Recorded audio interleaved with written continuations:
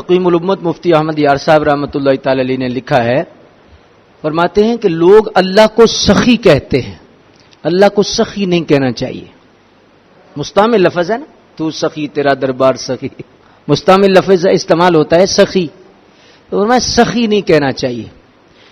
مفتی صاحب لکھتے ہیں کہ سخی برے صغیر میں مستعمل لفظ ہے، اور سخی عادتاً اسے کہتے ہیں کہ جو کسی سے لے کر دے، سخاوت کرے لیکن وہ کسی سے لے کر سخاوت کرے۔ اور میں اللہ کو سخی نہیں کہنا چاہیے، اللہ سخی نہیں، اللہ جواد ہے۔ اور فرمایا جواد وہ ہوتا ہے جو دیتا تو ہے لیکن لیتا کسی سے نہیں۔ اسی لیے ہم کہتے ہیں کہ یہ جو لفظ داتا ہے، یہ لفظ اللہ کا نام نہیں ہے۔ داتا،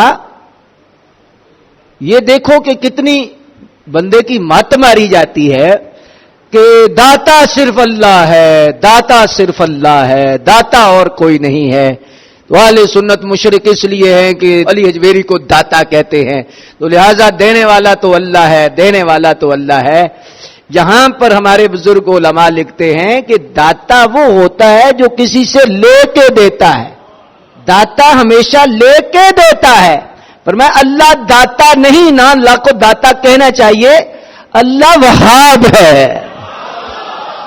لہذا علماء نے منع کیا ہے کہ اللہ کو داتا نہیں کہنا چاہیے اور ایک سخی نہیں کہنا چاہیے، اس لیے کہ داتا بھی وہ ہوتا ہے جو محتاج ہو کسی کا، اور امت توحید جو صحیح توحید والے ہیں وہ کہتے ہیں کہ اللہ کسی کا محتاج